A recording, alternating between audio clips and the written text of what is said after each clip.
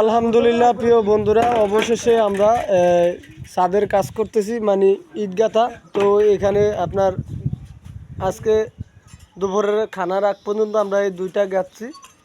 আর এখন এই যে আমরা পুরাটা মাছা দিছি আপনার এই আজকে আমরা এই দুইটা গ্যাপ গেতমো। আর তো আসলে আমরা যারা কাজ করি অনেক রোদ উঠছে বললাম, আজকে অনেক রোদ, এই কয়েকদিন ধরে অনেক রোদে আছে, কিন্তু এই রোদের মাঝেও আমরা কাজ করি।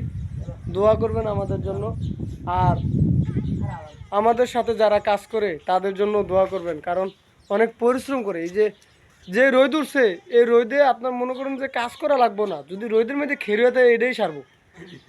তারপরেও যেতে আল্লাহ তাআলা আমাদেরকে বাঁচিয়ে রাখছে, আল্লাহর কাছে লাখ কোটি শুকরিয়া।